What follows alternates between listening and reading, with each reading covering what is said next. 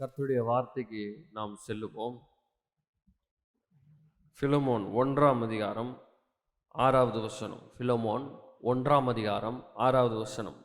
உங்களில் உள்ள சகல நன்மைகளும் தெரியப்படுகிறதுனாலே உம்முடைய விசுவாசத்தின் அந்யோன்யம் கிறிஸ்து இயேசுவுக்காக பயன்பட வேண்டும் என்று வேண்டுதல் செய்கிறேன். நாம் தேவனுடைய வார்த்தையின் மேன்மையை குறித்து பார்த்து வருகிறோம். வேதத்தில், கடவுளுடைய வார்த்தையில், அந்த வசனத்தில் ஒரு பெரிய அற்புதமும் அதிசயமும் இருக்கிறது. இந்த வார்த்தையின் மூலமாக தான் உலகங்கள் உண்டாக்கப்பட்டது. இந்த வார்த்தையின் மூலமாக தான் ஆண்டவரும் இன்றைக்கு செயல்பட்டு கொண்டு இருக்கிறார். இந்த வார்த்தையை எடுத்து இதை பார்த்து இதை விசுவாசித்து இதை தியானித்து இது என்ன சொல்லியிருக்கிறதோ அதன்படி நாம் செய்யும்போது இந்த வார்த்தைக்குரிய ஆசீர்வாதங்கள், வார்த்தை என்னெல்லாம் கூறியிருக்கிறதோ அதெல்லாம் நம்ம வாழ்க்கையிலே நடக்க ஆரம்பிக்கிறது. இந்த வசனத்தில் பார்த்தீங்கன்னா ஒரு அற்புதமான ஒரு காரியம் கூறப்பட்டிருக்கிறது. ஒரு சின்ன காரியம், அதை தான் பார்ப்போம். இந்த வார்த்தையின் மேன்மை அதை தான் குறித்து பார்க்கறதுனால இதை நான் சொல்கிறேன் பாருங்கள். உங்களில் உள்ள சகல நன்மைகளும் தெரியப்படுகிறதுனாலே உம்முடைய விசுவாசத்தின் அந்யோன்யம் கிறிஸ்து இயேசுவுக்காக பயன்பட வேண்டும் என்று வேண்டுதல் செய்கிறேன். இங்கே பார்க்கும்போது ஆங்கிலத்தில் இன்னும் கொஞ்சம் நல்லா வருது. ஆங்கிலத்தில் வாசிக்கிறேன் பாருங்க. that the communication of thy faith may become effectual. அதாவது உங்கள் விசுவாசம் இல்லை நீங்கள் சொல்கிற வார்த்தை எஃபெக்சுவலாக இருக்கணும். அதாவது வேலை செய்யணும். நான் உன்னை விசுவாசித்தேன்னா அது நடக்கணும். நான் ஒன்று நம்பினேன்னா அது என் வாழ்க்கையில் நிஜமாகணும். அதுதானே நம்ம எல்லாம் விரும்புகிறோம். வாழ்க்கையில் நிறைய கனவு இருக்குது, ஆசைகள் இருக்குது, நிறைய காரியங்களுக்காக ஜெபம் பண்ணுறோம், சூழ்நிலைகள்லாம் மாறணும்னு விசுவாசிக்கிறோம். அப்போ இதெல்லாம் மாற வேண்டும்ல. அது மாறுகிறதற்கு அதான் போட்டிருக்குது, communication of thy faith may become effectual. அது எப்படி எஃபெக்சுவலாக மாறும், எப்படி நிஜம் ஆகும்? by the acknowledging of every good thing which is in you in Christ Jesus. அது எப்படி வரப்போகுதுன்னா, எப்படி நிஜமாக வரப்போகிறது? இந்த உலகத்தில், இயற்கை உலகத்தில் பார்க்கிற இந்த உலகத்துக்கு எப்போ வரப்போகுது? எல்லாமே ஆவிக்குரிய உலகத்தில் இருக்குது. ஒருவேளை உங்களுக்கு சுகம் தேவைப்படலாம், வெற்றி தேவைப்படலாம், இல்லை பணம் தேவைப்படலாம். நீங்கள் ஆசைப்படுகிறது எல்லாமே ஆவிக்குரிய உலகத்தில் இருக்குது. அதை நம்ம விசுவாசிக்கிறோம். கல்வாரி சிலுவையிலே எனக்காக தேவன் எல்லாவற்றையும் ஆயத்தமாக்கி வச்சிட்டாருன்றதை நான் நம்புகிறோம். அப்படி தானே ரட்சிக்கவே பட்டோம். ரட்சிப்பே 2000 ஆண்டுகளுக்கு முன்பாக கொடுக்கப்பட்டது. சுகம் 2000 ஆண்டுகளுக்கு முன்பாக கொடுக்கப்பட்டது. செழிப்பு 2000 ஆண்டுகளுக்கு முன்னால் கொடுக்கப்பட்டது. எல்லாமே கொடுக்கப்பட்டது. ஆனால் இன்னைக்கு நம்ம வாழ்க்கையில் இல்லை. அப்போ அதை இல்லாத ஒன்றை இருக்க வைக்கிறது, கொண்டு வர்றதுக்கு, அதை பார்க்கறதுக்கு அது என்ன பண்ணணும்னு போட்டிருக்குன்னா, by the acknowledging of every good thing. உங்களுக்குள்ளே இருக்கிற அந்த நற்காரியங்களை ஒத்துக்கொள்ளுங்கள். அக்னாலேஜ் பண்ணுங்கன்னு சொல்லுது. ஆமாம்னு சொல்லுங்க, ஒத்துக்கொள்ளுங்க, ஆமா இருக்குதுன்னு சொல்லுங்க. which is in you in Christ Jesus. கிறிஸ்துவுக்குள்ளாக உங்களுக்குள்ளே கொடுக்கப்பட்ட சுகத்தை ஒத்துக்கொள்ளுங்கள். அக்னாலேஜ் பண்ணுங்க, ஆமாம்னு சொல்லுங்க, ஆமா இருக்குதுன்னு சொல்லுங்க, இல்லைன்னு சொல்லாதீங்க அப்படின்னு தான் இந்த வசனம் என்ன பண்ணுதுன்னா சொல்லுது. அதான் போட்டிருக்கு பார்த்தீங்களா தமிழில். உங்களில் உள்ள சகல நன்மைகளும் தெரியப்படுகிறதுனாலே உம்முடைய விசுவாசத்தின் அந்யோன்யம் கிறிஸ்து இயேசுவுக்காக பயன்பட வேண்டும் என்று வேண்டுதல் செய்கிறேன். அப்போ பவுல் என்னன்னு வேண்டுதல் செய்கிறார்னா, நீங்கள் என்ன பண்ணுங்க, உங்களுக்குள்ள இருக்குல்ல கிறிஸ்துவின் மூலமாக, இது என்னுடைய தாளந்தினாலேயோ இல்லை என்னுடைய நற்கிரியைகளினாலோ இல்லை நான் ஏதோ செஞ்சதுனாலேயோ கிடையாதுங்க. இது எல்லாமே எப்படி வந்துச்சுன்னா, இல்லை எப்படி என் வாழ்க்கைக்கு வருதுன்னா, கல்வாரி சிலுவையிலே இயேசு கிறிஸ்து எனக்கு செஞ்சாரு பார்த்தீங்களா, செஞ்சு முடிச்சாரு பார்த்தீங்களா, அதை நான் ஒற்றுக்கொள்ளுகிறதுனாலே, அதை நான் ஆமாம்னு சொல்லுகிறதுனாலே, அக்னாலேஜ் பண்ணுறேன். ஆமாம் அப்படியே இருக்கட்டும், இந்த வார்த்தைன்னு சொல்லப்பட்டியே ஆகட்டும், எனக்குள்ளே இருக்கிறது ஆமாம் அப்படி தான், எனக்குள்ள சுகம் இருக்குது தான், எனக்குள்ள வெற்றி இருக்குது தான், எனக்குள்ள செழிப்பு இருக்குது தான், ஆமாம் அப்படி தான் இருக்குது, ஆமாம் கரெக்டு அப்படின்றத நான் என்ன பண்ண வேண்டும்? வாயை திறந்து சொல்ல வேண்டும். ஆனால் பிசாசு இதெல்லாம் அவனுக்கு தெரியும் பாருங்க. அதனால தான் அவன் என்ன பண்ணுறான்னா, உங்களை நோக்கத்தை மாற்றுறான்.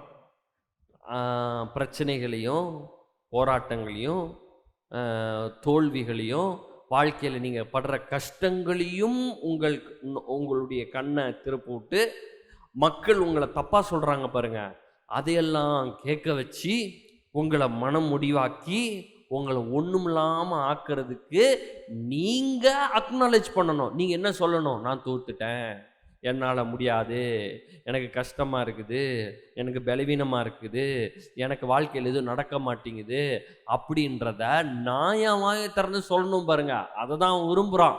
ஏன்னா அவனுக்கு வல்லமை கிடையாது, நீங்கள் சொன்னால் தான் வல்லமை. ஆனால் நான் என்ன பண்ணணும்? நான் அதை சொல்லாமல், இப்போ பிலமோனில் வாஸ்தவம் பார்த்தீங்களா, எனக்குள்ளே கிறிஸ்து என்னவாக இருக்கிறார், எனக்குள்ளே கிறிஸ்து என்னை செய்து முடித்திருக்கிறார், அதை தான் நான் அக்னாலேஜ் பண்ணணும். அதுக்கு தான் ஆமாம் சொல்லு. இதுதான் வார்த்தையின் மேன்மை. வார்த்தையின் மேன்மையை குறித்து பார்த்துட்டு இருக்கோங்க.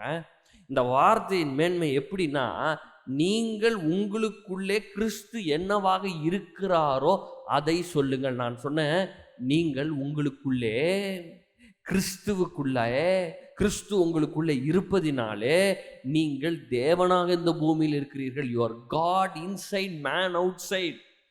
உங்களை வெளியில மனுஷனா பார்க்குறேன், ஆனால் உங்களுக்குள்ள நீங்கள் எப்படி இருக்கீங்க தெரியுமா? தேவனாக இருக்கிறீர்கள். கிரைஸ்ட் இன் யூ, உங்களுக்குள்ள கிறிஸ்து உங்களுக்குள்ள இருக்கா, நீங்கள் கிறிஸ்துவுக்குள்ளாக இருக்கிறீர்கள். இதை நீங்கள் அக்னாலேஜ் பண்ணுங்க. இதுக்கு ஆமான்னு சொல்லுங்க, இதுக்கு ஆமேன்னு சொல்லுங்க, உங்க வாயை திறந்து சொல்லுங்க. கிறிஸ்து என்னவெல்லாம் என்னை குறித்து இந்த வேதத்தில் சொல்லி இருக்கிறாரோ அதற்கெல்லாம் நான் ஆமேன்னு சொல்றேன், அது எல்லாத்தையும் நான் ஒத்துக்கொள்றேன். இப்போ என் வாழ்க்கையில் எதுவுமே இல்லை, நான் வியாதியில் இருக்குது, பிரச்சனையில் இருக்குது, வாழ்க்கையில் எதுவுமே சரியில்லை, தோல்வியின் மேலே தோல்வி, எதை செஞ்சாலும் வரமாட்டேங்குது, எதுவும் வாய்க்க மாட்டேங்குது, ஜோம் பண்ணியாச்சு, அதை பண்ணியாச்சு, என்னெல்லாமோ பண்ணியாச்சு. இப்போ இதெல்லாம் தான் முன்னாடி வந்துக்கிட்டே இருக்குது உங்கள் முன்னாடி. ஆனால் இப்போ நான் என்ன பண்ண போகிறேன்னா, கிறிஸ்து என்னை குறித்து என்ன சொல்லியிருக்கிறாரோ, கிறிஸ்து என்னவாக எனக்குள்ளே இருக்கிறாரோ, எனக்குள்ளே என்ன நன்மை இருக்கிறதோ அதுக்கு நான் ஆமென்னு சொல்கிறேன். நான் ஒத்துக்கொள்ள போகிறேன். எதை ஒத்துக்கொள்ள போகிறேன்? வெற்றியை ஒத்துக்கொள்ள போகிறேன், சுகத்தை ஒத்துக்கொள்ள போகிறேன், நன்மையை ஒற்றுக்கொள்ள போகிறேன், செழிப்பை ஒத்துக்கொள்ள போகிறேன், சம்பூரணத்தை ஒத்துக்கொள்ள போகிறேன். ஆமேன்னு சொல்ல போகிறேன். நீங்களும் சொல்லுங்க, ஆமேன்னு சொல்லுங்க. கேட்குறப்பே சொல்லுங்க, ஆமேன். ஆமாம், ஆகும். எதை நான் ஒத்துக்கப்படுறேன்? உள்ளே இருக்கிறத, வெளியில் இருக்கிறத நான் பார்க்க போகிறது இல்லை. ஆபிரகாம் அப்படி தான் பண்ணார். ஆபிரகாமுக்கு பிள்ளை இல்லை. ஆபிரகாமுக்கு பிள்ளை இல்லாதப்போ வானத்தின் நட்சத்திரங்களை பார்க்குறாரு ஆபிரகாமு. மணலத்தனையா எப்படி அவர் பெருகுவான்னு பார்க்குறாரு. பார்த்தாலே உள்ள பிள்ளை இல்லை, ஆனால் அவர் பார்க்கறது மண்ணை பார்க்குறாரு, நட்சத்திரத்தை பார்க்குறாரு. பகலில் மண், ராத்திரி ஆனால் நட்சத்திரம். இதை தான் பார்த்துட்டு இருக்கிறாரு. இப்படி தான் அவருக்கு குழந்தை பிறந்துச்சு. அதனால உங்கள் வாழ்க்கையில் பிசாசு சொல்லுவேன், நீ இதையே பார்த்துட்டு இருந்தா எதாவது வந்துருமா, நீ வசனத்தை சொல்லிட்டே இருந்தா அதெல்லாம் மாறிடுமா சூழ்நிலை. அது அப்படிதான். அதுதான் வார்த்தையின் மேன்மை, அதான் வார்த்தையின் மகத்துவம். இந்த வசனத்தை எடுத்து, எந்த வசனத்தை நீங்க எனக்குள்ளே கிறிஸ்து இருக்கிறார், எனக்குள்ளே கிறிஸ்து இருக்கிறதுனால சுகமளிக்கிற தேவ வல்லமை உச்சந்திரமுள்ள உள்ளங்கால் வரை போய் பாய்ந்து கொண்டே இருக்கிறது, எனக்குள்ளே சுகம் இருக்கிறது, பலன் இருக்கிறது, நான் பயப்பட மாட்டேன், எந்த சூழ்நிலை குறித்து நான் கவலைப்பட மாட்டேன், என் எதிர்காலத்தை குறித்து நான் வியாகுலப்பட மாட்டேன், கவலைப்பட மாட்டேன், பயப்பட மாட்டேன். ஏனென்றால் கல்வாரி சிலுவையில் இயேசு எனக்கு ஒரு நல்ல எதிர்காலத்தை ஆயத்தமாக்கி வச்சிருக்கிறார், சிறப்பான எதிர்காலத்தை எனக்கு ஆயத்தமாக்கி வச்சிருக்கிறார். என் சம்பளம் பெருகும், என்னை நோக்கி பணம் வரும், என்னை நோக்கி ஐஸ்வர்யம் வரும், என்னை நோக்கி சொத்துக்கள் வரும், என்னை நோக்கி சம்பூர்ணம் வரும், என்னை நோக்கி ஏராளம் வரும், கட்டாத வீடுகள் வரும், நடாத தோட்டங்கள் வரும், என்னை நோக்கி வருகிறது. அதனால தான் பார்த்துட்டு இருக்கோம் பார்த்தீங்களா, வர்த்தக லாபம், சம்பாத்தியம், ஒட்டகங்கள் மிகுதி. ஆமாம், இதெல்லாம் என்னது? எதுக்காக இந்த வசனங்கள்லாம் போட்டிருக்குன்னா, அந்த வசனம் என்னெல்லாம் சொல்லி இருக்கிறதோ அதையெல்லாம் என்னுடைய வாழ்க்கையிலே வந்து சேரும். திருப்பம் பாருங்க, நீதிமொழிகள் 28ஆம் அதிகாரம் 10வது வசனம். உத்தமர்களோ நன்மையை சுதந்தரிப்பார்கள்.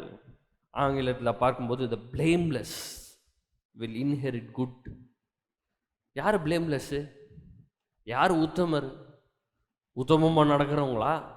உத்தமமாக நடக்கணும், உண்மையுள்ளவர்களாக இருக்கணும், அதெல்லாம் கரெக்டு, நல்ல வாழ்க்கை வாழணும். ஆனால் என்னுடைய நீதி என்னுடைய சுயநீதி இல்லை, என்னுடைய வாழ்க்கையில் எந்த ஒரு காரியத்தையும் நான் ஆண்டவர்கிட்ட இருந்து பெற்றுக்கொள்கிறதற்கு நான் எந்த ஒரு காரியத்தையும் செய்ய போவது கிடையாது. நான் சார்ந்து கொள்வது இயேசுவின் நீதி, தேவ நீதி. கல்வாரி சிலுவையிலே இயேசு எனக்காக பாவமாக்கப்பட்டு என்மேல் வர வேண்டிய பாவத்தை அவர் சுமந்தபடினாலே அவருடைய நீதி எல்லாம் இன்றைக்கு என்மேல் ஆனது. அவருடைய நீதி என் மேல வந்ததுனால இன்றைக்கு நான் தைரியமா சொல்வேன், இயேசுவின் ரத்தத்தினாலே நான் நீதிமான், என்மேல் குற்றம் சுமாராது. ஆகையினால தைரியமா சொல்லி, இயேசுவின் ரத்தத்தினால நான் உத்தமன், நான் உத்தமனாக இருப்பதனால் நன்மையை சுதந்தரிப்பேன். Inherit good, சுதந்தரிப்பேன். நீங்கள் சுதந்திரவாளி, நன்மையை சுதந்தரிப்பீர்கள். இந்த பூமியில் எதெல்லாம் நன்மை இருக்குதோ அந்த நன்மையை சுதந்தரிப்பீர்கள். சொத்துக்களை சுதந்தரிப்பீர்கள், நிலங்களை வாங்குவீர்கள், அது நிலங்கள் உங்களுக்கு கொடுக்கப்படும். 10 கோடி 20 கோடின்னு சொல்றதெல்லாம் அப்படியே சில லட்சங்களுக்கு வாங்கிட்டு போயிருவீங்க. வாங்க கொடுப்பார், உங்களுக்கு ஆண்டவர் கொடுப்பார், இலவசமாக கொடுப்பார். உங்கள் தேவைகளை இயற்கைக்கு அப்பாற்பட்ட விதத்தில் சந்திப்பார். இதெல்லாம் எதிர்பாருங்க. இதெல்லாம் தான் வசனம் சொல்லி இருக்கிறது. பூமியை சுதந்தரிப்பீர்கள் என்ற வாக்குத்தத்தம் உங்களுக்கு இருக்கிறது. ஆபிரகாமின் ஆசீர்வாதம் உங்களுக்கு மேல் இருக்கிறது. வெள்ளியும் பொன்னும் உங்களுடையதாகும் என்ற அந்த ஆசீர்வாதங்கள் இருக்கிறது, வாக்குத்தத்தங்கள் இருக்கிறது. இதான் அந்த வார்த்தையின் மேன்மை. இதெல்லாம் சொல்லும் போது இது உங்களுடையதாகும். யோசுவா 21:45 கர்த்தர் இஸ்ரவேல் குடும்பத்தாருக்கு சொல்லியிருந்த நல்வார்த்தைகளில் எல்லாம் ஒரு வார்த்தையும் தவறி போகவில்லை, எல்லாம் நிறைவேறிற்று. இதான் வார்த்தையின் மேன்மை பாருங்க. இஸ்ரவேல் குடும்பத்தாருக்கு சொல்லியிருந்த நல்வார்த்தைகளில் எல்லாம் ஒரு வார்த்தையும் தவறி போகவில்லை, எல்லாம் நிறைவேறிற்று.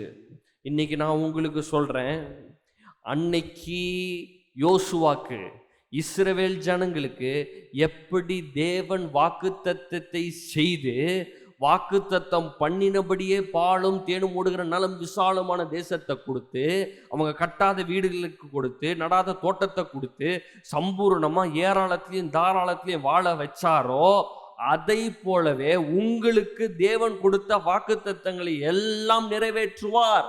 அவர் சொல்லி இருந்த வாக்குத்தத்தம் ஒண்ணு கூட நிறைவேறாம போகாது.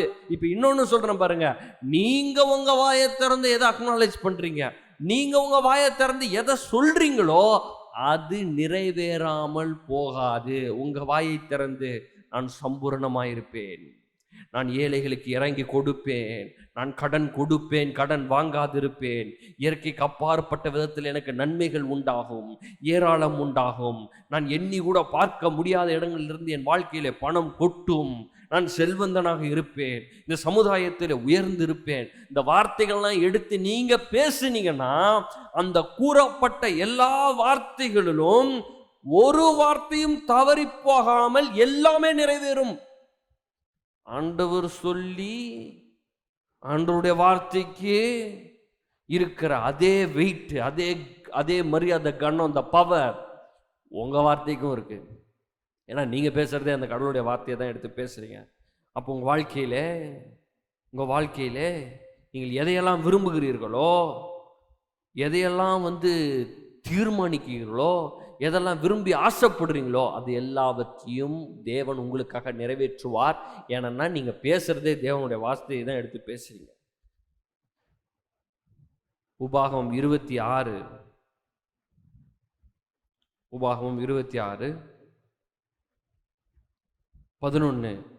நீயும் லேவியனும் உன்னிடத்தில் இருக்கிற பரதேசியும் உன் தேவனாகிய கர்த்தர் உனக்கும் உன் வீட்டாருக்கும் அனுக்கிரகம் பண்ணின சகல நன்மைகளின் நிமித்தம் சந்தோஷப்படுவீர்களாக. எதுல சந்தோஷப்பட போறீங்க தெரியுமா? உங்க வாழ்க்கையில தேவன் உங்களுக்கும் உங்கள் வீட்டாருக்கும் அனுக்கிரகம் பண்ண சகல நன்மைகளின் நிமித்தம். ஆங்கிலத்தில் பார்க்கும்போது you shall rejoice in all the good which the Lord your God has given you and your household. நீங்க சந்தோஷப்பட போறீங்க. உங்க வாழ்க்கையின் துக்க நாட்கள் முடிந்து போனது, உங்கள் வாழ்க்கையின் கஷ்ட நாட்கள் முடிந்து போனது. உங்கள் வாழ்க்கையில் இத்தனை வருஷம் நீங்கள் கண்ணீர் பட்டு, வேதனைப்பட்டு, பலவீனப்பட்டு, சோர்வுப்பட்டு, துன்பப்படுத்தப்பட்டு, அழுது வீணான அந்த வாழ்க்கை முடிவுக்கு வருகிறது. எந்த நாட்கள் வருகிறது தெரியுமா? நன்மைகளை அனுபவிக்கிற நாட்கள். தேவன் உங்களுக்கு நன்மையை அனுகிரகம் பண்ணுகிறதுனாலே சந்தோஷத்தின் நாட்களுக்குள்ளாக போகிறீர்கள். உங்க வாழ்க்கையில சந்தோஷத்தின் மேலே சந்தோஷம் உண்டாவதாக. இயேசுவின் நாமத்தினால உங்கள் துக்கம் முடிவதாக. இன்றோடு உங்கள் துக்கத்துக்கு ஒரு முடிவு வருகிறது, உங்கள் கண்ணீருக்கு முடிவு வருகிறது. இப்போ இது எல்லாத்தையும் மேல ஆளுகை செய்கிறவர்களாக நீங்கள் நீங்க யாருன்னு புரிஞ்சுக்கோங்க. உங்களுக்கு இருக்கிற பவரை புரிஞ்சுக்கோங்க. உங்களுக்குள்ள தேவன் இருக்கிறார். நீங்கள் தேவனாக இந்த பூமியில் செயல்படுகிற இதெல்லாம் புரிஞ்சுக்கோங்க. நீங்கள் இதை புரிஞ்சு கொள்கிறது நிமித்தமாக சகல நன்மைகளும் உங்களுக்குள்ளே இருந்து வெளியே வருகிறது. தேவன் இதை வர பண்ணுகிறார், கொண்டு வருகிறார். ஆகையினாலே நீங்கள் சந்தோஷப்படுவீர்கள். சங்கீதம் 34:10 பாருங்க. சிங்க குட்டிகள் தாழ்ச்சி அடைந்து பட்டினியாயிருக்கும், கர்த்தரை தேடுகளுக்கோ ஒரு நன்மையும் குறைவுபடாது. சிங்கக்குட்டி சாப்பிடாம இல்லாமல் இருக்கிறது அது ரொம்ப கஷ்டம். சிங்கத்தை யாரும் எதிர்த்து பெருசாக போராடிட முடியாதுல்ல காட்டில். அது கெர்ச்சிக்கும் போதே எல்லாம் ஓடுதுங்க. அதில் இது மிருகத்தை பிடிச்சி சாப்பிடுது. இந்த டிவிலெலாம் காட்டுறாங்க பாருங்கள், நேஷ்னல் ஜியோகிராஃபிக் சேனல், அனிமல் பிளானட்லாம். சிங்கம் ஒரு சவுண்டு விடுது, அப்படியே பொறுமையாக வருது, கூட்டமாக இருக்குது. அனிமல்ஸு, மான், ஜீப்ரா இதெல்லாம் இருக்குது. ஒரு பிடிச்சிட்டு போயிட்டே இருக்குது, அவ்வளோதான். அப்புறம் பார்த்தீங்கன்னா குட்டியெல்லாம் சாப்பிடுதுங்க, குடும்பம் சாப்பிட்டுட்டு போகிறாங்க. எப்பொழுது சிங்க குட்டிகள் தாழ்ச்சி அடைந்து பட்டினியாக இருக்கும், அப்படிப்பட்ட சிங்கமே, அந்த பலமுள்ள சிங்கமே, அந்த காட்டில் மிருகத்துக்கா பஞ்சம், அப்படிப்பட்ட இடத்திலேயே பஞ்சம் உண்டானாலும் அந்த சிங்கக்குட்டிக்கு கர்த்தரை தேடுதலுக்கு ஒரு நன்மையும் குறைவுபடாது. உங்கள் வாழ்க்கையில் எந்த நன்மையும் குறைவுபடாது. உங்கள் வாழ்க்கையில் நீங்கள் எதையெல்லாம் தேடுகிறீர்களோ, உங்கள் வாழ்க்கையில் என்ன நன்மையை விரும்புகிறீர்களோ, அது எல்லாவற்றையும் நீங்கள் பெற்றுக்கொள்வீர்கள். கடவுள் ஒரு வாய்ப்பை ஏற்படுத்தி கொடுப்பாரு. கடவுள் உங்கள் வாழ்க்கையில் ஒரு கனெக்ஷனை ஏற்படுத்தி கொடுப்பாரு. ஒரு நபரோடு உங்கள் வாழ்க்கையில் ஒரு தொடர்பை ஏற்படுத்தி கொடுப்பார். ஒரு பிஸ்னஸ் உங்களை ஆரம்பிக்க உதவி செய்வார். கடவுள் ஒரு மனிதனிடத்தில் உங்களை நடத்துவார். ஒரு ப்ரொமோஷனை உங்களுக்கு தருவார். ஏதோ ஒரு காரியத்தை ஒரு நிமிடத்தில், ஒரு நொடி பொழுதில் செய்வாரு. உங்க வாழ்க்கையே மாறும். ஒரு நன்மையும் குறைவுபடாததாக மாறும். அதை செய்வார். அதை நான் சொல்றேன். உங்க வாழ்க்கையில இயேசுவின் நாமத்தினால சொல்றேன். அதுக்கு நீங்க ஆமென் சொல்லுங்க. என் வாழ்க்கையில ஏதோ ஒரு காரியம் சீக்கிரமாக நடக்க போகிறது. சரியான இடத்துல சரியான நபரை நான் போய் சந்திக்க போகிறேன். என் வாழ்க்கை மாறப்போகிறது. ஏதோ ஒன்று செய்ய போறாரு. ஏதோ ஒரு ப்ரொமோஷன் கொடுக்க போறாரு, வேலையில உயர்வை கொடுக்க போறாரு, இன்னொரு வேலையை தர போறாரு, ஏதோ ஒரு நபரை சந்திக்க வைக்க போறார். ஏதோ ஒன்று நடக்க போகிறது. உங்கள் வாழ்க்கை மாறுகிறது. எப்படி யோசேப்பு ஜெயிலில் இருந்து ஒரே ராத்திரியில் ஒரே நாளில் பார்வோன் முன்பாக நிற்கப்பட்டு பிரதம மந்திரி ஆனான். எப்படி தாவீது உயர்த்தப்பட்டான். இந்த மாதிரி வேதத்தில் ஏகப்பட்ட பேர் வாழ்க்கையில் உயர்த்தப்பட்டிருக்கிறார்கள். இந்த வாழ்க்கையில அவங்க வாழ்க்கையில நடந்த மாதிரி உங்க வாழ்க்கையில இதெல்லாம் நிஜமாவதாக. 33ஆம் அதிகாரம், எரேமியா 33:14. இதோ நாட்கள் வரும் என்று கர்த்தர் சொல்லுகிறார், அப்பொழுது நான் இஸ்ரவேலின் குடும்பத்துக்கும் யூதாவின் குடும்பத்துக்கும் சொல்ல நல்வார்த்தையை நிறைவேற்றுவேன். வார்த்தையின் மேன்மையை குறித்து நான் சொல்லிட்டு இருக்கேங்க. கடவுளுடைய வார்த்தையின் மேன்மையை புரிஞ்சுக்கோங்க. இங்கே சொல்றாரு, ஆண்டவர் சொல்றாரு, நாட்கள் வரும், நான் இஸ்ரவேலின் குடும்பத்தாருக்கும் யூதாவின் குடும்பத்தாருக்கும் சொன்ன நல்வார்த்தையை நிறைவேற்றுவேன். போட்டிருக்குது, I will fulfill the good word and promise which I have made. நல்ல வார்த்தைங்க ஆண்டவர் சொல்றாரு.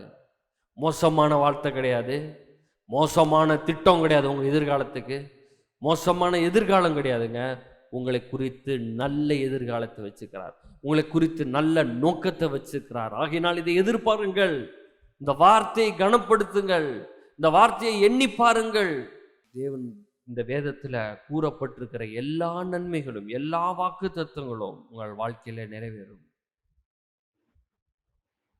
உங்களுடைய வாழ்க்கையிலே இதுவரைக்கும் நீங்கள் காணாத அற்புதங்களையும் அதிசயங்களையும் பார்ப்பீர்கள். நீங்கள் நடந்திராத ஒரு அற்புதமான ஒரு வாழ்க்கைக்குள்ளாக நீங்க என்ட்ராவீங்க. உலகம் ஃபுல்லா மோசமான நிலைமை இருக்கு. பொருளாதாரம் கீழே போயிட்டு இருக்கு, வேலை இன்னும் இல்லாம இருக்கு, கஷ்டப்பட்டுட்டு இருக்காங்க, வியாதியில இருக்கு, இதை விட கொடூரமான வியாதி வந்துட்டு இருக்கு, எல்லாமே இருக்கட்டும். ஆனா தேவன் உங்களுக்குள்ளே வாசம் செய்கிறபடினால் தேவன் உங்களுக்கு இதை வெளிப்படுத்தி கொண்டிருக்கிறார். இந்த வார்த்தையின் மகத்துவத்தை இந்த வசனத்துக்குள்ள போய் இந்த வசனத்தை நீங்க பார்த்தீங்கன்னா, இந்த வசனத்தின் பெரிய காரியங்களை நீங்கள் எண்ணி பார்த்தீர்கள் என்றால் இந்த வசனத்தில் இருக்கிற மகத்துவங்கள் எல்லாம் உங்கள் வாழ்க்கையில வர ஆரம்பிக்கும். உங்கள் வாழ்க்கையில இதுவரைக்கும் நீங்கள் இழந்து போனது, இதுவரைக்கும் நீங்கள் பட்ட அவமானம், நிந்தை, தோல்வி, அதெல்லாம் ஒரு முற்றுக்கு வருகிறது. அது எல்லாவற்றையும் நன்மையாக மாற பண்ணுகிறார். டைம் வேஸ்ட் பண்ணிட்டோம், டைம் வேஸ்ட் ஆயிருச்சு, காசு வேஸ்ட் ஆயிருச்சு, தேவையில்லாம போய் இழந்துட்டோம், காசை, நேரங்களை இழந்திருக்கோம். இந்த மாதிரி நீங்க நினைச்சிட்டு இருந்தீங்கன்னா உங்களுக்கு சொல்றேன், அது எல்லாவற்றையுமே நன்மையாக மாற பண்ணுகிறார். எப்படி யோசேப்புக்கு பண்ணாரு? பல ஆண்டு வேஸ்ட் ஆன மாதிரி இருந்துச்சு, ஜெயிலையும் அடிமைத்தனத்தையும் இருந்த மாதிரி இருந்துச்சு. ஆனால் அது எல்லாத்தையும் மாற பண்ணி, ஆண்டவர் அதை அற்புதமாக மாற பண்ணி நல்ல வாழ்க்கைக்குள்ள நடத்தினாரு. பிள்ளைகளை பார்க்க வச்சாரு, அவன் சகோதரர்கள் கூட வாழ வச்சாரு, அவன் அப்பாவோட வாழ வச்சாரு, அவங்களுக்கெல்லாம் போஷிக்கிற மாதிரி செஞ்சாரு, அவங்களுக்கெல்லாம் முன்னாடி உயர்த்தி வச்சிருந்தாரு பாருங்க. அதே போல உங்களுடைய வாழ்க்கையும் மாறும். அப்போ இன்னைக்கு நான் அதை உங்களுடைய வாழ்க்கையில நான் அதை பேசுகிறேன்.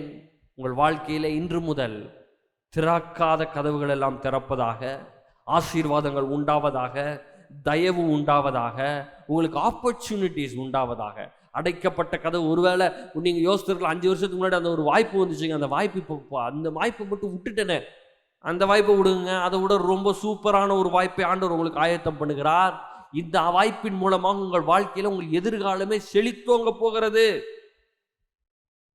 உங்களுடைய வாழ்க்கையிலே ஆசீர்வாதத்தின் மேல் ஆசீர்வாதம், பாதுகாப்பின் மேல் பாதுகாப்பு, பெருக்கத்தின் மேல் பெருக்கம் ஆரம்பமாகிறது. கீழே போற வாழ்க்கை இல்லைங்க, மேலே போற வாழ்க்கை. உங்கள் வாழ்க்கையில் நீங்கள் எதையெல்லாம் தீர்மானித்திருந்தீர்களோ நல்ல காரியத்திற்காக, இந்த மாதிரிலாம் நல்லா நடக்கணும்னு சொல்லி நீங்கள் பண்ணி வச்சுருந்தீங்களே, பல வருஷமாக நடக்காமல் இருந்துச்சுல, இதெல்லாம் நடந்தால் நல்லா இருக்கும்னு நினச்சிங்களே, இயேசுவின் நாமத்தினால நான் சொல்லுகிறேன், உங்கள் வாழ்க்கையிலே அதை உங்கள் வாயை திறந்து சொல்லுங்கள், அதை அக்னாலேஜ் பண்ணுங்க. எனக்குள்ளே அது இருக்கிறது, அது கிறிஸ்துவுக்குள்ளாக இருக்கிறது, கிறிஸ்து எனக்குள்ளே இருப்பதுனால, இந்த நன்மை எனக்குள்ளாக இருப்பதுனால இதை நான் ஆமான்னு சொல்கிறேன், அதை ஒத்துக்கொள்கிறேன், அதை நான் ஆமேன்னு சொல்கிறேன். சொல்லுங்க, சொன்ன மாதிரி ஆகும். ரோமர் 8ஆம் அதிகாரம் 28. அன்றியும் அவருடைய தீர்மானத்தின்படி அழைக்கப்பட்டவர்களாய் தேவனிடத்தில் அன்பு கூறுகிறவர்களுக்கு சகலமும் நன்மைக்கு ஏதுவாக நடக்கிறது என்று அறிந்திருக்கிறோம். எல்லாமே நன்மைதான். நம்ம வாழ்க்கையில தீமைன்னு ஒன்றும் கிடையாது. பிசாசு எல்லா தீமையும் கொடுக்குறான், தோல்வியை கொடுக்குறான், வியாதியை கொடுக்குறான், அவமானத்தை கொடுக்குறான், அசிங்கத்தை கொடுக்குறான், பிரச்சனைகளை கொடுக்குறான், கண்ணீரை கொடுக்குறான், வேதனையை கொடுக்குறான், இதெல்லாத்தையும் இப்போ வேலையை பண்ணிக்கிட்டே இருக்கிறான். ஆனால் அது எல்லாவற்றிற்கும் மேலாக அந்த அந்த இழப்புகளின் மத்தியில் எப்படி யோபுடைய வாழ்க்கை அவ்வளவு ஒரு மோசமான கஷ்டமானது, எல்லாம் பிள்ளையெல்லாம் செத்து போச்சு, சொத்தெல்லாம் போச்சு, மனைவியும் யோபுக்கு விரோதமாக இருக்கிறாங்க. அப்படிப்பட்ட நேரத்தில் ஆண்டவர் என்ன பண்ணுறாருன்னா எல்லாத்தையும் ரெஸ்டோர் பண்ணுறார், திரும்ப கொடுக்குறார். திரும்ப கொடுத்து எப்படியாக மாறப்படுகிறதுனா, பிள்ளைகள் வராங்க, திரும்ப இழந்து போன சொத்தெல்லாம் திரும்ப மடங்கு பல மடங்கு திரும்ப வருகிறது, இரட்டத்தனியாக வருகிறது. அதுக்கப்புறம் பெரிய கோடீஸ்வரனாக இருந்திருக்கிறாரு யோபு. அதே மாதிரி நீங்கள் இழந்து போனது எல்லாவற்றையும் இயேசுவின் நாமத்தினாலே பெற்றுக்கொள்வீர்கள். இழந்து போன சந்தோஷத்தை பெற்றுக்கொள்வீங்க, இழந்து போன நாட்களை பெற்றுக்கொள்வீர்கள். நீங்கள் தேவையில்லாமல் தெரியாமல் காசு இழந்திருக்கலாம், அதையெல்லாம் நீங்கள் பெற்றுக்கொள்வீர்கள். சங்கீதம் மன்னிக்கவும் ஆதியாகமம் 50ஆம் அதிகாரம் 20. நீங்கள் எனக்கு தீமை செய்ய நினைத்தீர்கள், தேவனோ இப்பொழுது நடந்து வருகிறபடியே வெகு ஜனங்களை உயிரோടെ காக்கும்படிக்கு அதை நன்மையாக முடிய பண்ணினார். யோசேப்பு சொல்றாரு, நீங்க தான் எனக்கு ஒருத்தனுக்கு தீமை பண்ணீங்க. அதான் பிசாசு பாருங்க, உங்களுக்கு மட்டும் தீமையை கொடுக்கணும்னு நினைக்கிறேன். ஆனா ஆண்டவருடைய திட்டம் என்ன தெரியுமா? உங்கள் ஒருவரி நிமித்தமாக வெகு ஜனங்களை உயிரோட காக்கும்படிக்கு உங்க ஒருத்தர் ஆசீர்வதிச்சு, உங்க ஒருத்தர் ஐஸ்வர்யவனாக்கி, உங்க ஒருத்தருக்கு நன்மையை கொண்டு பண்ணி ஊர்ல இருக்கிற உலகத்துல இருக்கிற எல்லாருக்கும் நன்மையை கொடுக்க போனார். உங்களுக்கு ஐஸ்வர்யத்தை கொட்ட போகிறார். உங்க ஐஸ்வர்யம் உங்களை தேடி வருகிறது, நன்மை உங்களை தேடி வருகிறது, ஏராளம் உங்களை தாராளமா தேடி வருகிறது. எதுக்காக வருதுன்னா, நீங்க மட்டும் இருக்கிறது இல்லைங்க, மற்றவங்க எல்லாரையும் நன்மைக்குள்ளாக நடத்த போகிறீர்கள். மற்ற மக்கள் எல்லாம் நன்மைக்குள்ளாக நடத்த போகிறார். அந்த வேலையில நீங்க இறங்க போறீங்க. அதுக்கு தான் ஆண்டவர் உங்களை தீர்மானிச்சுக்கிறார். அதனால தீமையை குறித்து யோசிச்சுட்டு இருக்காதீங்க, உங்க வாழ்க்கையில் இருக்கிற கஷ்டத்தை குறித்து யோசிச்சுட்டு இருக்காதீங்க. ஆண்டவர் எப்படி இதை நன்மையை மாற்ற போறார் அதை குறித்து யோசிச்சு பாருங்க. அப்போ இப்படிப்பட்ட மோசமாக அவமானப்பட்டு நிந்தப்பட்டு கஷ்டப்பட்டு கண்ணீர் சிந்தி இருக்கிற அந்த வாழ்க்கை, அதை நீங்க ஒற்றுக்கொள்ளாதீங்க, அதை அக்னாலேஜ் பண்ணாதீங்க. உங்களுக்குள்ளே கிறிஸ்து எல்லா நன்மையும் கல்வாரி சிலுவையின் மூலமா சம்பாதிச்சு வச்சுக்கிறாரு பாருங்க, அதை அக்னாலேஜ் பண்ணுங்க, அதுக்கு ஆமான்னு சொல்லுங்க, அதை ஒத்துக்கோங்க, அதுக்கு ஆமேன்னு சொல்லுங்க. அது உங்கள் வாழ்க்கையிலே சேரும். அப்போ இயேசுவின் நாமத்தினால உங்கள் வாழ்க்கையிலே இதுவரைக்கும் நீங்கள் இழந்து போன டைம், நேரம், இழந்து போன சுகம், இழந்து போன காசு, இழந்து போன உறவுகள், இழந்து போன எந்த ஒரு காரியத்தையும் நான் சொல்றேன், இன்னைக்கு நான் சொல்றேன், திரும்ப வருவதாக, மீட்கப்படுவதாக, சீரமைக்கப்படுவதாக, திரும்ப கொடுக்கப்படுவதாக. உங்க வாய் திறந்து சொல்லுங்க. நீங்க ஒருவேளை நீங்க பணம் திறந்துருந்தீங்கன்னா உங்க வாய் திறந்து சொல்லுங்க, திரும்ப கொடுக்கப்படுவதாக, சீரமைக்கப்படுவதாக, மீட்கப்படுவதாக. உங்க வாயை திறந்து சொல்லுங்க, எனக்கு நான் இழந்த பணம் திரும்ப வருவதாக, சீரமைக்கப்படுவதாக, என்னிடம் வருவதாக.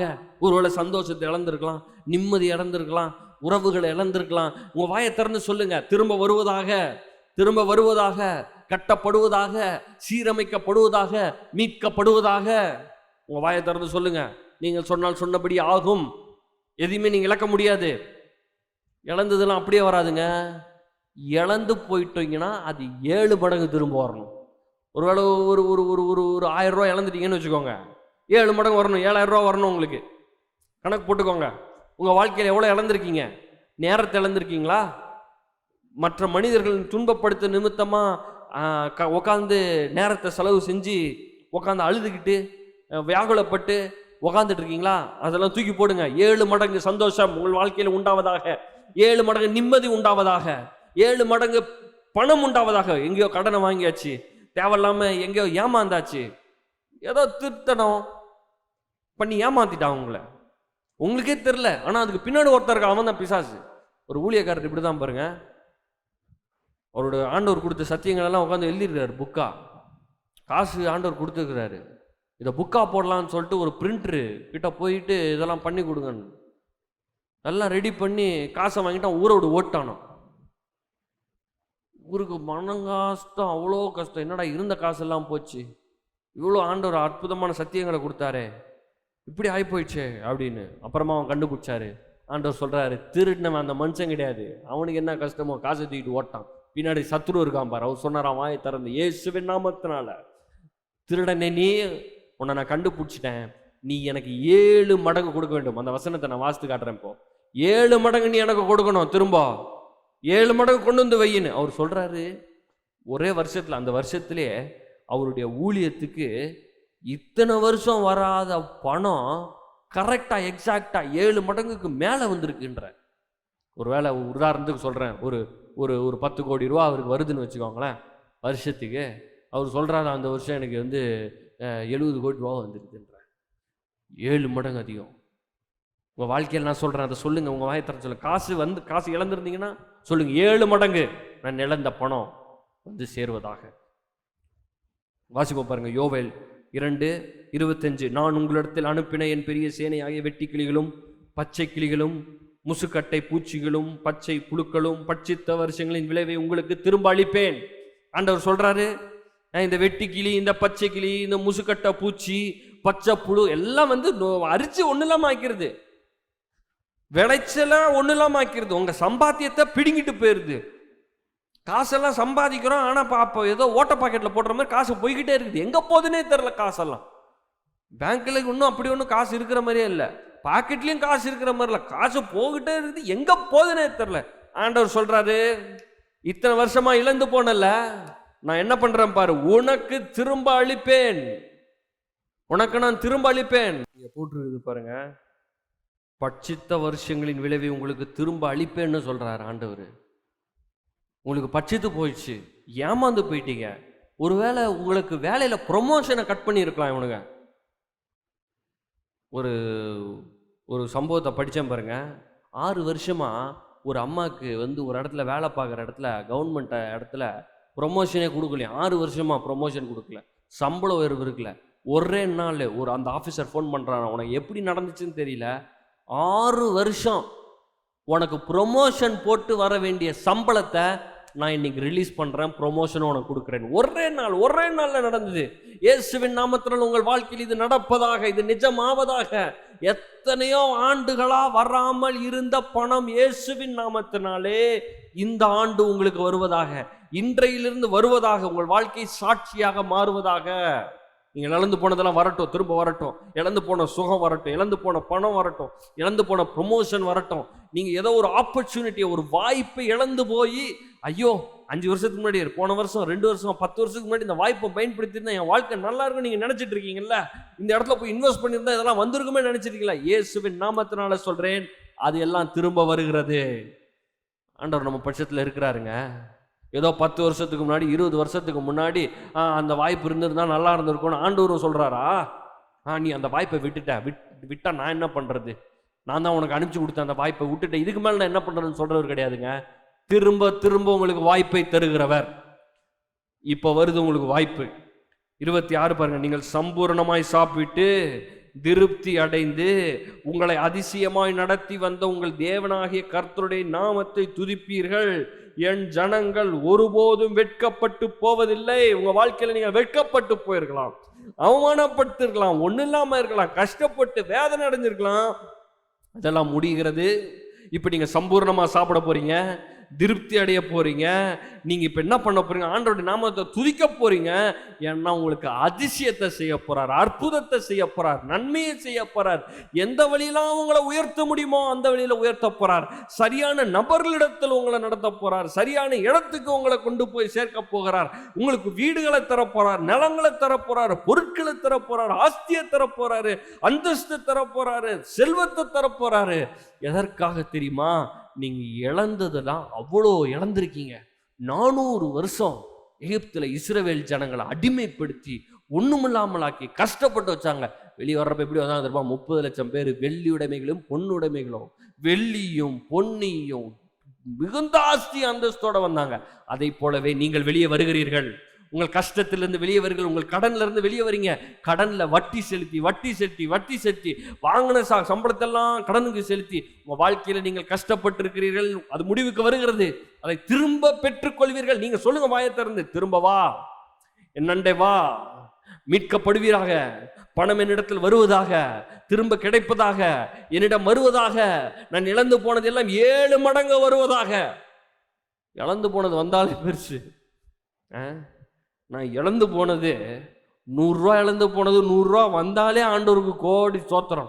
ஆண்டு சொல்றாரு, விடமாட்டேன். அந்த மாதிரி திருடன் கண்டுபிடிச்சிட்டேன்ல, 7 மடங்கு இயேசுவின் நாமத்தினால் உங்கள் வாழ்க்கையிலே இன்றையிலிருந்து இந்த ஆண்டு முடிகிறதுக்குள்ள 7 மடங்காக நீங்கள் இழந்தது, உங்கள் வாழ்க்கையில் ஆண்டாண்டாக இழந்தது எல்லாம் வருவதாக, இயேசுவின் நாமத்தினால் வருவதாக. யோவான் 10:10 பாருங்க. திருடன் மேல போட்டிருக்குது, திருடன் திருடவும் கொல்லவும் அழிக்கும் வருகிறான்றி வேறொன்றுக்கும் வரான். நானோ அவைகளுக்கு ஜீவன் உண்டாயிருக்கும், அது பரிபூர்ணப்படவும் வந்தேன். ஆண்டவர் சொல்றாரு பாருங்க. இந்த திருடன், அவன் தான் திருடன். மனுஷன் ஏமாத்திட்டு போயிடுறாங்க, மனுஷன் அவமானப்படுத்திடுறான், ப்ரொமோஷனை பிடிக்க வச்சிடுறான், சம்பளத்தை போட விட மாட்டுறானுங்க, வேலை வர மாட்டேங்குது. இந்த மாதிரி வேலையெல்லாம் பிசாசு பண்றாங்க, மனுஷன் மூலமா பண்றான் பிசாசு. திருடனை பிடிச்சாச்சு, 7 மடங்கு கொடுக்கப்பட வேண்டும். தேவன் பரிபூரணத்தை கொடுக்க வந்தார். இங்க பாருங்க, திருடுவான், கொல்லுவான், அழிப்பான்னு போட்டிருக்குது. ஆனா ஆண்டவர் உங்களுக்கு பரிபூரணத்தை கொடுப்பான்னு வந்திருக்குல்ல. அந்த பரிபூர்ணன்ற வார்த்தைக்கு என்ன தெரியுமா? ஏராளம், தாராளம், சம்பூரணம். எல்லாத்திலுமே பரிபூர்ணம், ஏராளம், தாராளம்.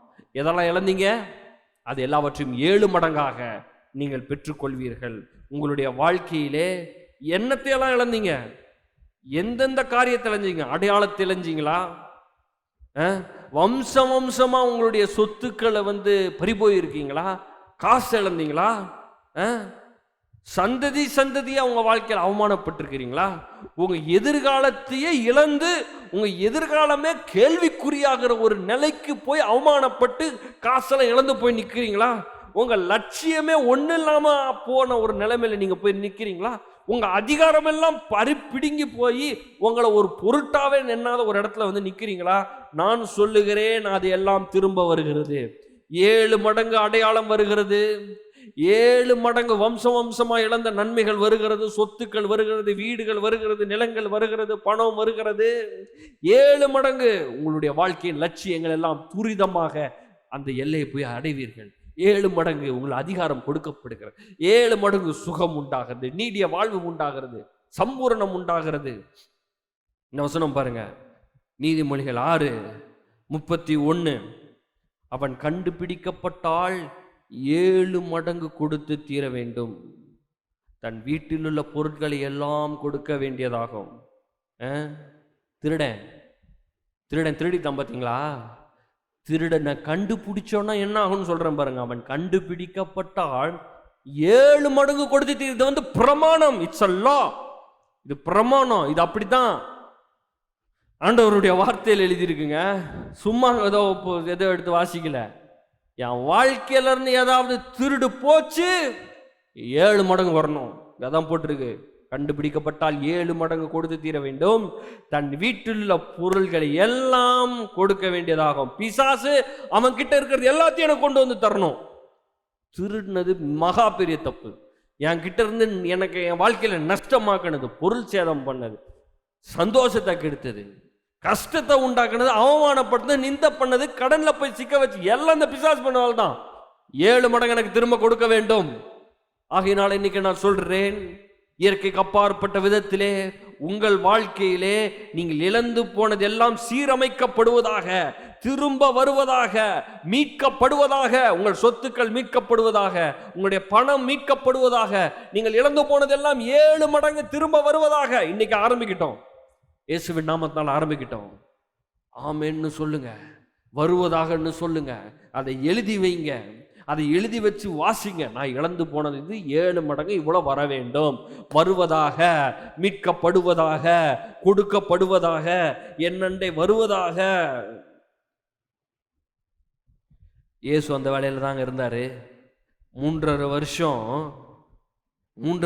இந்த பூமியில ஊழியம் பண்ணாரு. எல்லா மக்கள்கிட்டையும் போய் இழந்து போனதெல்லாம் திரும்ப கொடுக்கிறார். கூனி போய் நிமிரவே முடியாம இருக்காங்க, ரெஸ்டோர் பண்றாரு.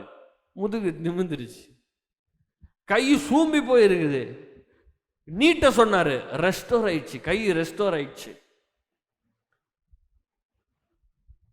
பெதஸ்தா குளத்திற்கு அப்படியே படுத்து கிடக்கான் பல ஆண்டுகளா. அவனுக்கு சுகத்தை கொடுத்தார், ரெஸ்டோர் பண்ணாரு, சுகத்தை ரெஸ்டோர் பண்ணாரு. அந்த வேலையில தாங்க இறங்கினாரு. இன்னைக்கு நான் சொல்றேன், உங்க வாழ்க்கையின் உங்கள் குடும்பத்துல என்னெல்லாம் இழந்து போய் ஒண்ணு இல்லாம கெடுதலா போய் இருக்குதோ, ரெஸ்டோர் ஆவதாக, மீட்கப்படுவதாக, திரும்ப வருவதாக.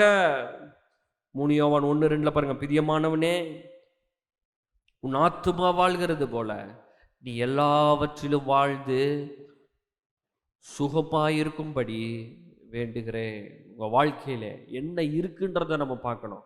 உங்களுக்குள்ள என்ன இருக்கு, அதை தான் நான் எடுத்தோடனே நான் வாசிச்சு காட்டினேன். உங்களுக்குள்ளே கிறிஸ்து இருக்கிறார். நீங்கள் தேவனாக இந்த பூமியிலே வாழ்ந்து கொண்டிருக்கிறீர்கள். இந்த சரீரம் வெளியே பார்க்குறப்ப இந்த சட்டையை போட்டு ஏதோ சாதாரண மனுஷன் மாதிரி நீங்கள் நடந்துட்டு இருக்கீங்க. ஆனால் தெய்வம் இந்த உலகத்தில் வாழ்ந்து கொண்டிருக்கிறது. தெய்வம் இந்த உலகத்தில் நடந்து போய் கொண்டிருக்குது. ஒரு இடத்துக்குள்ள நீங்க போகும்போது தெய்வம் போதுங்க, ஆண்டவர் போறாருங்க. ஏன்னா உங்களுக்குள்ள இருக்கிறார் ஆண்டவர். உங்களுக்கு தேவனுடைய வல்லமை இருக்கிறது, உங்களுக்கு தேவனுடைய தயவு இருக்கிறது, உங்களிடத்தில் தேவனுடைய ஆசீர்வாதம் இருக்கிறது. ஆண்டவர் உங்களுக்குள்ள எல்லா பிரச்சனைகளுக்கும் தேவையான தீர்வை வச்சிருக்காரு. ஒரு பிரச்சனையில மாட்டிட்டு இருக்கீங்க, இந்த பிரச்சனை என்ன பண்ணலன்னு தெரியாம நீங்க உட்கார்ந்துட்டு இருக்கலாம். நான் சொல்லுகிறேன், அந்த பிரச்சனைக்கான பதில் உங்களுக்குள்ளே இருக்கிறது. அதை புரிஞ்சுக்கோங்க. பரிசுத்த ஆவியானவரே வெளிப்படுத்துங்க, அந்நிய பாஷையில பேசுங்க. அந்நிய பாஷையில பேசி முடிச்ச உடனே கொஞ்ச நேரம் ஆண்டவர் உங்களுக்கு அந்த பதிலை தருவார். என்ன பண்ணணும், சூழ்நிலையிலிருந்து எப்படி வெளியே வருது சொல்லுவாரு. ஏனென்றால் உங்களுக்குள்ளே தேவ வல்லமை இருக்கிறது, கடவுளுடைய அபிஷேகம் உங்களுக்குள்ள இருக்கிறது, கடவுளுடைய தயவு உங்களுக்குள்ள இருக்கிறது, கடவுளுடைய ஆசீர்வாதம் உச்சந்தலைமையில உள்ளங்கால் இருக்குது. சாபம் இல்லைங்க, ஆசீர்வாதம். ஆசீர்வாதத்தினால் நினைக்கப்பட்டிருக்கிறீர்கள். உங்க உச்ச உள்ளங்காலோட ஆசீர்வாதத்தால் குளிச்சிருக்கிறீங்க. நீங்க சாபத்துக்கெல்லாம் இடம் கிடையாது, சாபம்லாம் இல்லை உங்க வாழ்க்கையில. வாழ்க்கையில ஆசீர்வாதம் இருக்கு. இதை வாயை திறந்து பேசுங்க. பிசா சொல்லுவோம் வாழ்க்கையில சாபம் இருக்குது, பிசா சொல்லுவோம் வாழ்க்கையில தரித்திரம் பிடிச்சிருக்குது, பிசா சொல்லுவோம் வாழ்க்கையில எல்லாம் இல்லாம போயிருக்கு. சொல்லுங்க, வாயை மூடு. பொய் பிசாசு ஃபர்ஸ்ட், அடுத்து நீ திருடின பிசாசு. என் வாழ்க்கை திருடினது நீ தான். 7 மடங்கு கொண்டு வந்து வை. எல்லாவற்றையும் நான் மீட்கிறேன், எல்லாவற்றையும் எடுத்துக்கொள்கிறேன். நான் இழந்து போனதில் 7 மடங்கு திரும்ப வருவதாக. என் வாழ்க்கையிலே நான் உடைந்த போட்டது, நான் துளைக்கப்பட்டது, நான் இழந்த பணம் எல்லாம் என்னண்டை திரும்ப வருவதாக. நான் உடைந்ததெல்லாம் சரியாக்கப்படுவதாக. நான் தொலைந்ததெல்லாம் திரும்ப கிடைக்கப்படுவதாக. நான் இழந்த பணம் எல்லாம் என்னண்டை திரும்ப வருவதாக. என் வாழ்க்கையில நான் என்னத்தெல்லாம் இழந்தனோ 7 மடங்கு, நல்லா சொல்லுங்க, நான் இழந்தது எல்லாம் 7 மடங்கு வருவதாக. இன்னையிலிருந்து ஆரம்பிக்கிட்டோம், வரட்டும், வருவதாக சொல்லிட்டே இருங்க. வந்து சேரும், இயேசுவின் நாமத்தினால வந்து சேரும். உங்க வாழ்க்கையில நீங்க இழந்து போன கனவு கண்டு இந்த கனவெல்லாம் எங்க நனவு போகுதுன்னு அந்த கனவே மறந்து போச்சு. ஆண்டவர் சொல்றாரு, இல்லை நான் அதெல்லாம் திரும்ப கொண்டு வர போறேன். ஆண்டவர் உங்களுக்கு அதெல்லாம் திரும்ப கொண்டு வர போறாரு.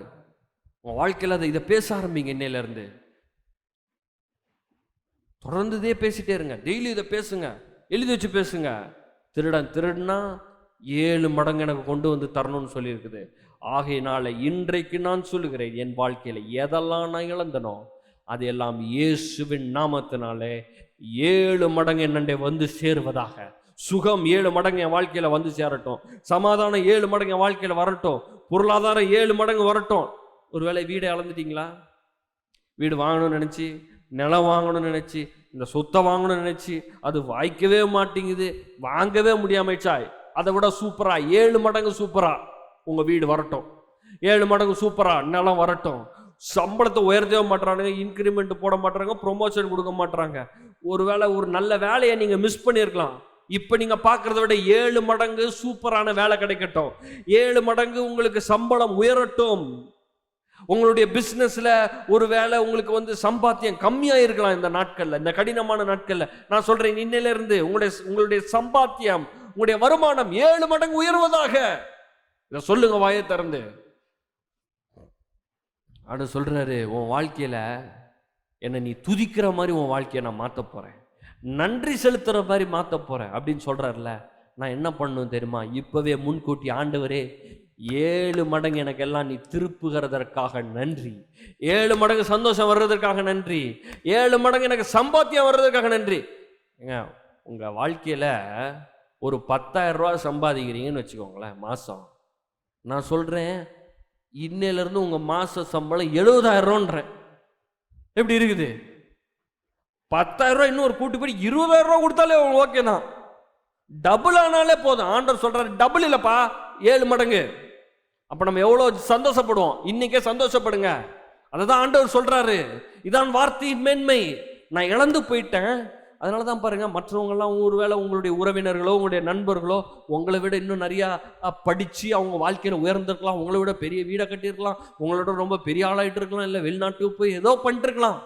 இயேசுவின் நாமத்தினால் உங்கள் வாழ்க்கையிலே வாய்ப்புகள் திறக்கப்படுவதாக. வெளிநாட்டுக்கு போகணும்னு நீங்க ஆசைப்பட்டீங்கன்னா இயேசுவின் நாமத்தினால நான் சொல்றேன், அங்க போவீங்க. அந்த வாய்ப்புகள் இயேசுவின் நாமத்தினால திறக்கப்படுவதாக. இவ்வளவு நாள் அடைக்கப்பட்டிருக்கிற இந்த கதவுகள்லாம் திறக்கப்படட்டும். உங்கள் வாழ்க்கையிலே உங்களுக்காக நீங்கள் விரும்புகிற வேலை கிடைக்கப்படட்டும். நீங்கள் நினைக்கிறதற்கும் மேலாக 7 மடங்கு சம்பளம் உயரட்டும், வருமானம் உயரட்டும், 7 மடங்கு உயரட்டும். அதான் நீங்க சொல்லுங்க, இன்னையில இருந்து சொல்லுங்க, ஆண்டவருக்கு நன்றி செலுத்த ஆரம்பிங்க. வந்ததுக்கு அப்புறம் நன்றி செலுத்துறது இல்லைங்க, இன்னையில இருந்து நான் நன்றி செலுத்த போறேன். எதுக்கு? 7 மடங்கு என் சம்பளம் உயர்கிறது, 7 மடங்கு எனக்கு சம்பாத்தியம் உயர்கிறது, 7 மடங்கு எனக்கு செல்வம் உயர்கிறது. அதனாலதான் பாருங்க, தேவனை தேடுறவர்களுக்கு, தேவன் மேல் அன்புள்ளவர்களுக்கு, தேவன் நம்ம அன்பு இருக்கிறபடினால எப்படிப்பட்ட தீமையில் கூட நீங்க நடந்து கொண்டிருந்தாலும் அதை நன்மையாக முடிய பண்ணுவா. தீமைன்னு ஒண்ணு உங்க வாழ்க்கையில கிடையாது. நான் ஏற்க மறுக்கிறேன், தீமையை ஏற்க மறுக்கிறேன் என்றால் தீமை என்று உன் வாழ்க்கையில் நடக்க முடியாது. நன்மைக்கு மாத்திரம்தான் இடம். 7 மடங்கு மறந்துடாதீங்க, சொல்லிக்கிட்டே இருங்க. ஆண்டவரே 7 மடங்காக என் சம்பளத்தை உயர்த்துக்காக ஸ்தோத்திரம்.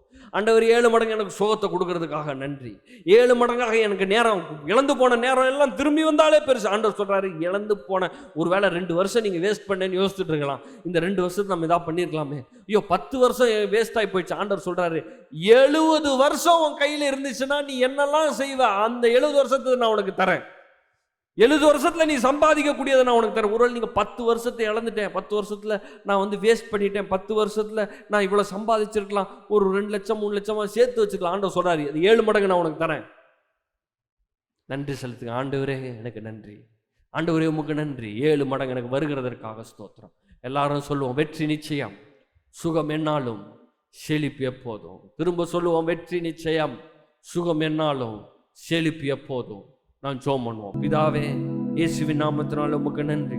கல்வாரி சிலுவிலே நீர் எங்களுக்காக இந்த அற்புதமான காரியங்களை ஆயத்தமாக்கி, பிசாசு எங்களிடத்திலிருந்து திருடி எங்களை ஏமாற்றி எங்களை அவமானப்படுத்தி நிந்தைக்குள்ளாக்கி ஆண்டவரே எங்ககிட்ட இருந்து பிடுங்கின எல்லாவற்றையும் இயேசுவின் நாமத்தினாலே நாங்கள் இந்த வேளையிலே ஒருமனப்பட்டு 7 மடங்கு நாங்கள் அதை கிளைம் பண்றோம், அதை எடுத்துக்கொள்கிறோம். எங்களுடைய சுகம் 7 மடங்கு வருவதாக, எங்களுடைய நேரம் 7 மடங்கு வருவதாக. நாங்கள் இழந்து போன பணம், அது கடன் பிரச்சனையில போய் மாட்டிக்கொண்ட பணம், வட்டியில இழந்த பணம், கஷ்டப்பட்டு நஷ்டமான எல்லா பணம் இயேசுவின் நாமத்தினாலே 7 மடங்கு திரும்ப வருவதாக, 7 மடங்கு வருவதாக.